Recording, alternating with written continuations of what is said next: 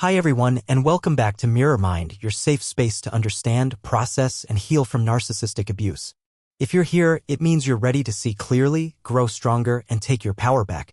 And today, we're going to talk about something that sits at the very core of narcissistic behavior, yet often goes unnoticed. Envy. Not jealousy. Not comparison. But envy, that deep, bitter emotion that drives so many toxic behaviors under the surface. You see, when we think about narcissism, we often think about arrogance, entitlement, control, or emotional manipulation. And yes, all of that is true. But underneath those behaviors, like the root under a poisonous tree, lies envy, a powerful and destructive force that shapes how narcissists see the world and treat others. Today, we're going to unpack that. What does narcissistic envy look like? Why do narcissists feel so threatened by your success or joy? How does envy drive their need to control, diminish, or sabotage others? And most importantly, how can you protect yourself?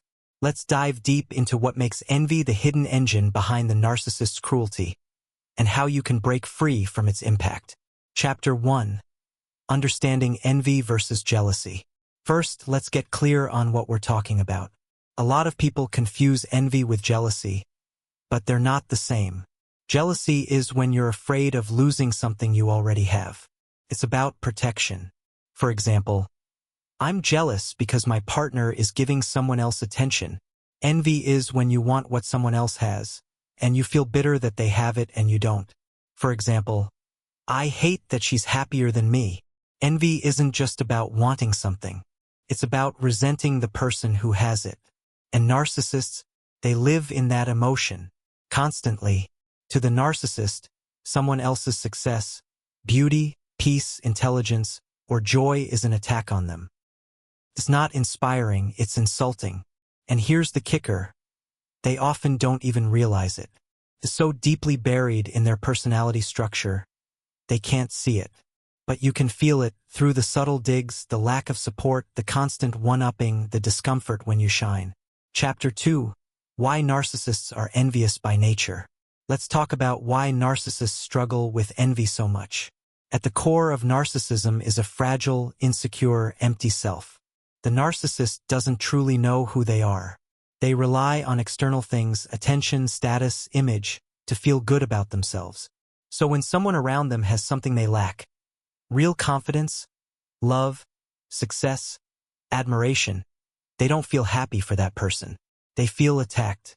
They think, why do they get that and not me? They don't deserve it. If they shine, then I disappear. The narcissist's self-worth is not built from within. It's built by comparison, and they can't stand coming up short, even if it's only in their mind. This creates a constant, gnawing envy where they feel like the world owes them more and that anyone doing well is a threat to their fragile identity. Chapter 3. The covert ways narcissists express envy. Now, here's the tricky part. Narcissists rarely say, I'm envious of you. No, that would require self-awareness, vulnerability, and honesty, all things narcissists avoid. Instead, they express envy in covert, harmful ways. Here's what that can look like. Backhanded compliments. Wow, you got promoted? Must be nice to have connections. You look great. Did you finally lose weight? Undermining your success. They downplay your achievements. They bring up your past failures. They shift the conversation back to themselves. Silent sabotage. They don't celebrate your wins. They discourage your goals subtly. They may even forget to tell others about your good news. Copying you. Not because they admire you, but because they want to steal your light. Triangulation. They compare you to others to make you feel insecure. All of this stems from one place. They envy your qualities and they hate that you remind them of what they don't have. Chapter 4. Envy in romantic relationships. Let's bring this into a relationship context. If you've been with a narcissistic partner, you may have noticed something odd. Whenever you're doing well, whether it's in your career, your friendships, your health, or even your healing, they get upset. They become distant or cold. They start arguments out of nowhere. They criticize you more. They accuse you of thinking you're better than them. Why? Because your growth threatens their control. Your glow reminds them that they are not the center of your universe anymore. That makes them feel envious, and instead of cheering for you, they try to tear you down. This is one of the most painful parts of loving a narcissist, realizing they are not happy when you're happy. That is not love. That is control powered by envy. Chapter 5. Envy in family dynamics. Let's now talk about narcissistic envy in the family. If you grew up with a narcissistic parent, you may have been envied by them even as a child. Now, I know that's a difficult concept to accept. A parent is supposed to protect and nurture their child, not compete with them or feel threatened by them. But in narcissistic family systems, envy often exists quietly and destructively. Maybe your narcissistic parent envied your youth, your potential, your confidence, or even the attention you got from others. Instead of encouraging you, they may have criticized you harshly, compared you to siblings, sabotaged your achievements, guilt-tripped you for your success. This dynamic is confusing. As a child, you might have thought, "Why are they so upset when I do well?" You probably internalized it, thinking your success was wrong or dangerous. But the truth is, your growth triggered their envy. It reminded them of what they didn't get to have, what they didn't become, or what they feel entitled to, but never earned. And when a parent envies a child, it creates a deep wound in the child. One that says, "You're not allowed to shine." Healing from that message is part of the journey out of narcissistic abuse. Chapter 6: How Narcissists Use Envy to Manipulate. Narcissists don't just feel envy. They weaponize it. They use envy to justify their cruel behavior. If you've ever confronted a narcissist about how they hurt you, you may have heard responses like, "You think you're so special. Must be nice to have everyone on your side. You always get everything handed to you." Those aren't arguments. They're envy disguised as blame. By framing you as too much, too happy, too confident, too independent, they justify punishing you. It gives them a twisted sense of balance. In their mind, if they feel small and empty, you should too. That's why they often belittle, gaslight, or guilt you. It's not about truth, it's about trying to control the emotional scoreboard. If they can't have what you have, they want to make sure you don't enjoy it either. That's envy in action. Chapter 7: Social Media, Success, and Narcissistic Envy. In today's world, envy has a loudspeaker: social media. For narcissists, scrolling through other people's joy, their vacations, their relationships, their confidence becomes unbearable. It's not that they want to celebrate with others. It's that every image feels like a personal insult to their ego. This can cause them to rage post or seek validation online, trash talk others behind their back, mimic someone else's life to compete, ghost or lash out at people doing well. And when you post something joyful, don't expect support. They might ignore your post completely, leave a fake-sounding comment, or worse, message you privately with some guilt trip or passive-aggressive remark. Not because you did anything wrong, but because your happiness highlights their emptiness. Again, it's not about you. It's about their envy. Chapter 8: How to Spot Envy Disguised as Love. One of the most toxic aspects of narcissistic envy is how it hides behind masks, especially the mask of love. A narcissist might say they love you, support you, care about you. But when you really examine the pattern, you'll notice something. They're supportive as long as you stay small. They're kind when you're down, but hostile when you rise. They only show up when they feel superior. They get distant or critical when you succeed. That's not love. That's envy control. Real love supports your growth.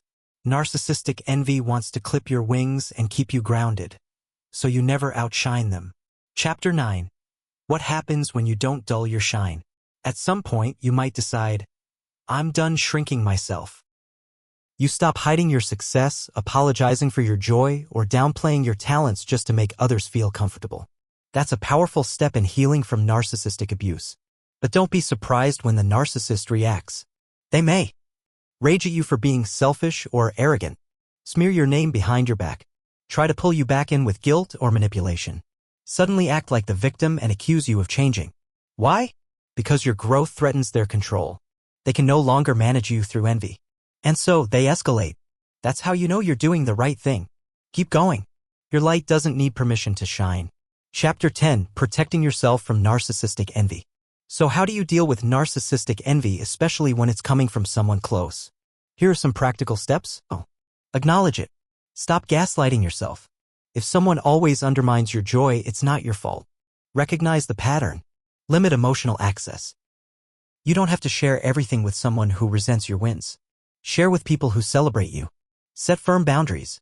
When someone tries to guilt you or downplay your success, call it out or step back. Don't engage in comparison games. Narcissists will bait you into defending or proving yourself.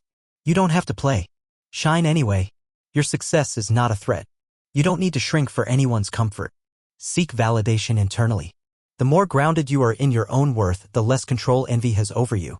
Cut ties if needed. In extreme cases, the healthiest choice might be going low contact or no contact. Protect your peace. Chapter 11. Envy and Narcissistic Projection. Let's take a moment to talk about one of the most confusing experiences of narcissistic envy: projection. Projection is when someone accuses you of the very thing they are doing or feeling. In the case of narcissistic envy, this can sound like, "You're so jealous of me. You can't stand to see me happy. You hate when things go well for me." Meanwhile, they're the ones who criticize your joy, belittle your milestones, and sulk when you succeed. Why do they do this? Because narcissists can't bear to sit with their own feelings. Envy feels weak and vulnerable to them, and they despise that. So they push it out of themselves and onto you. It's a form of emotional hot potato. I don't want to feel envious, so I'll make you the envious one. This is why interactions with narcissists can feel so disorienting. You end up defending yourself against things you never did, while they quietly nurse their own envy in the background. Understanding projection helps you break out of this trap. You stop asking, "Why would they think that about me?" and start realizing, that's what they feel, not what I am. Chapter 12. The Destruction of Envy in Narcissistic Friendships. Narcissistic envy doesn't just live in romantic or family dynamics. It thrives in friendships too. Ever had a friend who turned cold the moment your life improved? You got into a new relationship, they stopped calling. You started a new job, they made passive-aggressive remarks. You shared a win, they immediately changed the subject. That friend might not have said anything cruel outright, but you felt it. The tension. The withdrawal. The weird silence when you're doing well. That's the silent signal of envy in friendship, and when the narcissist is your friend, it often grows more toxic over time. They may start competing with you, copy your ideas or achievements to one-up you, gossip about you to others, sabotage your self-esteem through subtle jabs. Eventually, you find yourself shrinking around them, trying not to make them feel bad, always walking on eggshells. Here's the truth: friendship should feel safe, not small. You deserve to have people in your life who celebrate you, not just tolerate you when you're not a threat. Chapter 13. How Narcissists Use Envy to Divide and Isolate. Another powerful way narcissists use envy is to isolate their target. They do this by creating division, especially between you and people who do support you. Here's how it works.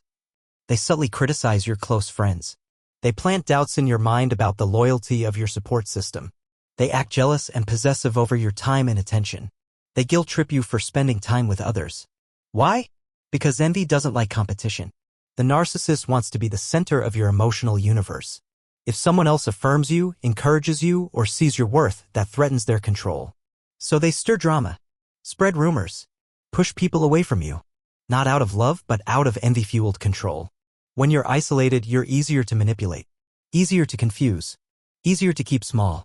This is why reconnecting with safe people or finding new, affirming relationships is such a vital part of recovery. Narcissistic envy can't survive in environments of real support. Chapter 14. The Shame Beneath the Envy. Let's take a deeper psychological look at what's really going on underneath all this narcissistic envy. At the core of narcissistic envy is shame. Envy is the emotion that says, "I want what you have." Shame is the deeper message that says, "I'm not good enough to get it myself." For many narcissists, shame is intolerable. It's like emotional acid. So instead of feeling shame and healing it, they mask it with arrogance, superiority, contempt, envy. They can't say, "I feel like a failure," so they say, "You're only succeeding because you're lucky or fake or privileged." They can't say, "I wish I had that," so they say, "You don't deserve it." This is how the shame-envy cycle works. The narcissist feels inferior, then covers that feeling with superiority and envy, then lashes out or withdraws to punish you for triggering it. It's not an excuse for their behavior, but it is a map. When you understand the shame beneath the envy, you stop taking their behavior personally. You see the wound even if they never will. Chapter 15. Breaking Free from Envy-Driven Relationships. So how do we heal from narcissistic envy? Especially when we've spent years, maybe decades, being the target of it. Here are key principles for your healing. 1. Stop seeking their approval. Narcissists may never celebrate your wins. Waiting for them to do so will only prolong your pain. Let their lack of support reveal who they are, not who you are. 2. Own your light. Don't shrink your joy, your success, or your personality to keep others comfortable. You don't exist to dim your light for people who live in shadow. 3. Celebrate without permission. Your milestones matter. Whether or not the narcissist claps for you, you can clap for you. Find people who love watching you rise. 4. Trust your gut. If someone's presence consistently makes you doubt your worth or feel small when you're doing well, pay attention. That's not love. That's envy. 5. Release the fantasy. Stop hoping they'll become the supportive, happy-for-you person you imagined. They won't. Let go of the version of them that only exists in your mind. 6. Shift the focus. The most powerful thing you can do in the face of narcissistic envy is to stop focusing on their reactions and start focusing on your healing. Because your life is about you, not about how they feel about you. Chapter 16. When you become the object of their envy. What happens when the narcissist's envy becomes visible? They can no longer mask it. They can't keep up the polite smile. They can't hide their disdain for your success, your happiness, your growth. That's when the envy becomes active. Here's how it usually plays out. They may go silent when you share good news. They may sabotage your efforts by creating chaos around important events in your life. They may gossip or smear you behind your back to others. Or worse, they may try to destroy what you've built, your career, your relationships, your confidence. In romantic relationships, this can look like your partner putting you down every time you shine. In families, it may look like a parent or sibling always undermining your confidence. At work, it could be a colleague who blocks your promotions or spreads subtle lies. It's not always dramatic. Often, it's covert, cloaked in sarcasm, jokes, backhanded compliments, or passive-aggressive withdrawal. But the damage is real. Narcissistic envy is not just a feeling. It becomes a strategy. And the more you grow, the more threatened they become. This is why many survivors of narcissistic abuse say they started feeling punished every time they were happy. Their nervous system learned, my joy is not safe. But here's the truth, it is safe. Just not around them. And the work of healing includes creating a new truth, my success is not a threat. My happiness is not a weapon. Chapter 17. How Narcissistic Envy Blocks Intimacy. Narcissistic envy is the enemy of true intimacy. Because real intimacy requires vulnerability, mutual support, a celebration of each other's uniqueness, an honest exchange of joy and sorrow. But envy blocks all of that. When a narcissist is envious, they can't truly connect with you because they see you as competition, not as a companion. In romantic relationships, this creates emotional distance. Every win you share becomes a threat. Every compliment you receive becomes a source of resentment. Instead of celebrating you, they withdraw. Instead of holding your hand, they criticize your path. Instead of leaning in with love, they push you away with contempt. This creates a deep loneliness even when you're not alone. You may find yourself thinking, why can't they just be happy for me? Why do I feel guilty for doing well? Why do I have to downplay my success in my own relationship? That's envy. It poisons the well. And over time, it erodes the connection entirely. Chapter 18. Envy in the Golden Child, Scapegoat Dynamic. In narcissistic families, envy often plays out in the roles of the golden child and the scapegoat. Here's the paradox. The golden child receives praise, attention, and admiration from the narcissistic parent but often feels deeply empty inside. The scapegoat is criticized, blamed, and shamed, yet frequently becomes the one who heals, thrives, and grows. This creates an uncomfortable truth. The narcissistic parent often envies the scapegoat. Why? Because the scapegoat develops independence, authenticity, and empathy. Traits the narcissistic parent may lack and secretly resent. The golden child, meanwhile, is often used as a projection of the narcissist's ideal self. But they are also trapped in performance. Their worth is conditional. And when they falter, they too become the target of envy. This dynamic leaves both roles wounded. Envy divides siblings. It keeps everyone fighting for the narcissist's scraps of attention and validation. It ensures no one ever feels secure. Healing from this means breaking the cycle, seeing the roles for what they are, tools of control, and reclaiming your own worth outside of them. Chapter 19. When you outgrow the narcissist. Perhaps the most dangerous trigger for narcissistic envy is simple: you grow. You outgrow the dynamic. You stop needing their validation. You build a life that reflects you, not their control. And in doing so, you shatter the illusion that they are the center of your world. This moment, when you outgrow the narcissist, is often when their envy becomes most explosive. You might notice sudden rage or accusations, a smear campaign aimed at discrediting you, attempts to hoover you back in with guilt or manipulation, or an all-out collapse of the relationship. Why? Because your growth confronts them with their own stagnation. Your joy exposes their emptiness. Your independence threatens their control. This is why so many survivors say they were punished not for doing something wrong, but for doing something right. Healing, thriving, growing. The narcissist doesn't want a partner, friend, or child, they want an audience. And when you leave the stage, the curtain falls. Chapter 20, Healing the Wounds of Narcissistic Envy. Now we come to the most important part of this journey, healing.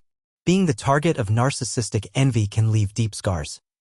You may fear success because it always brought punishment. You may associate visibility with danger. You may struggle to trust people who praise or affirm you. You may downplay your own achievements out of guilt or habit. But that doesn't have to be your story forever. Here are steps you can take to heal. 1. Unlearn the fear of being seen. You were never wrong for shining. You were just around people who couldn't stand the light. Start by allowing yourself to be visible again, even in small ways. 2. Redefine what's safe. For years, safe may have meant small, not outshining, not growing, not celebrating. Now, redefine safe as honest, kind, encouraging, growth-affirming. Build your world around those qualities. 3. Process the trauma. Envy-based abuse leaves trauma behind.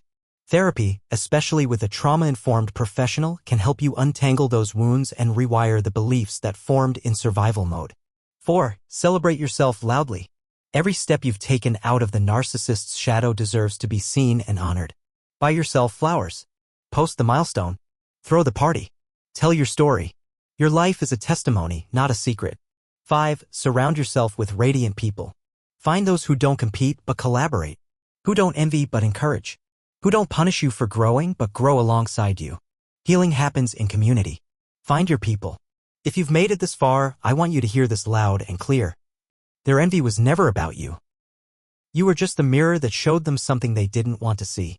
And instead of doing the work to heal, they tried to break the mirror. But you chose growth. You chose light. You chose to break the cycle. And that's something to be deeply proud of.